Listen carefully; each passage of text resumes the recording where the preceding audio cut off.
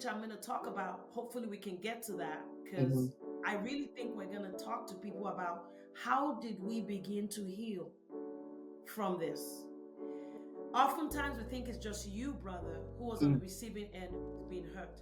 I Mm-hmm. now understand that I was being damaged by hearing that spoken about my own brother. So in your case, those things were said, Mm-hmm. and you had to go through the battle of dealing with the negative self-talk that started at home because parents were exasperated and fed up. Mm-hmm. Hopefully, from our story, we can give some tips to parents who may think one is stronger than the other in some area about how to handle that other sibling who is struggling, and also how to handle the sibling who is doing well. So I didn't mean to cut you off, but the truth is, I also don't want you to minimize. No, no, no. And you can minimize it too, because sometimes when we need to heal, we have to minimize it. But now I'm in the observer role and seeing what was done to you. And it wasn't done in a comment here and there.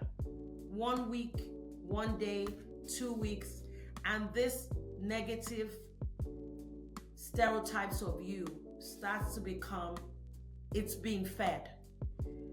To where when you were in high school, do you want to talk a little bit about what some of people told you when you're in high school? Yeah. The question is that I had my problems as a young man young boy growing up. Boy stuff, argument, fighting, do the things that you do as a boy. I'm not going to say I was a perfect kid, right? But there was so much words said to me, like you almost have to have amnesia sometimes not to remember, because if you keep on remembering those things, they're going to really set you back. I believe in my quiet time, my quiet corner, it was really painful, right? And I think it bleeded over to make so many things in my area: professional life, marital life, so many other things. So for example, those uncles that were saying a bunch of things at the time, I've never felt I fit in anyway, even outside my family. Like I have very close friends, but I don't have like friends like, I'm not a social bunny. I'm a social bunny when I'm in high school, because as kids you all roll together. But I found as I was growing older, and with me being epileptic, being away from home for almost a year, I grew to be stronger. The power of prayer helped me. Fasting and praying during the time when I was younger, I didn't really understand all those pains at the time, but I had a time to be alone with God. I had a time to, back in the day we go to prayer hill, and then you go to the hill and go and pray and fast. And I was only 14, 15 at the time. So when you get to the point whereby you said, okay, God, you answer me, getting me emotional right now. But it's taking me to so many years back. So it got to that point whereby you don't minimize it. You don't dumb it down, but you have to confront it. I love it. You had to confront it, and you had to confront it spiritually. Spiritually. Yeah. Yeah, you have to confront it spiritually. You also have to make moves to believe that you deserve it. Because if you don't say that you deserve it, right, the world will keep on telling you don't deserve it. So it became me against the world. That was with God on my side, and it didn't mean anything after a while.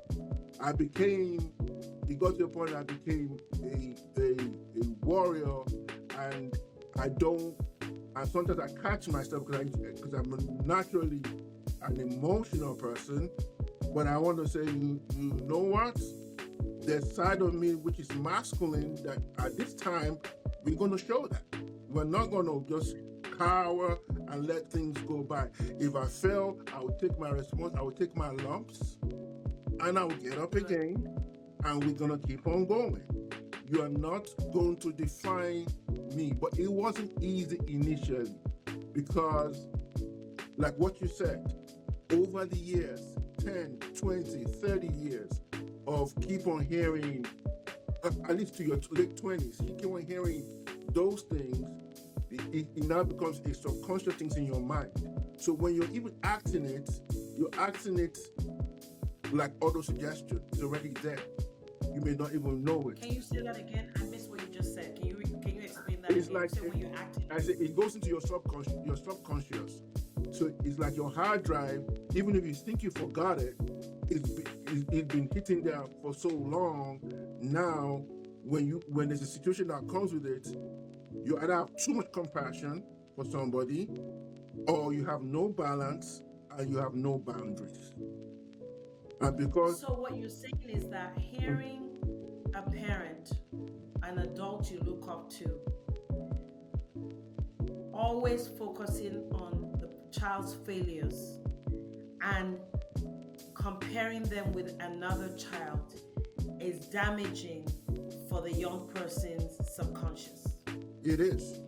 And you had to own it, accept the pain, and battle through it. Yeah. So what we want to then tell parents there who are playing favorites, and I've worked with a lot of parents professionally, and I can see the favoritism.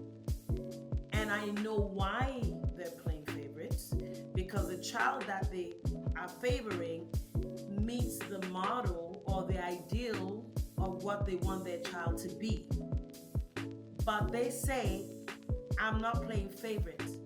I need to ask you, Wale, don't the children know? Doesn't the child know if you Kids are feel playing it. favorites? Kids feel it.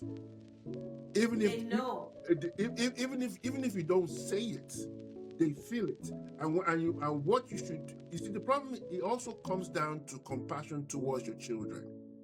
You see, when we have too much standards, some of the standards should be thrown out of the window, right? Okay, let me give you a good example. You have one can go to an Ivy League college. She's so good at going to an Ivy League college. But this guy wants to learn a trade, right? How do you love them equally without comparing one in the college and one who's going to learn a trade? Wow, that's a good example. So where you now know that, you know what? Okay, so you know, so. Hi, thank you so much for checking out this clip. Please share, like, and subscribe to this channel so that you can view other episodes. Check us out on askdrrola.com, where you find additional information about mental health and wellness. See you soon. Bye.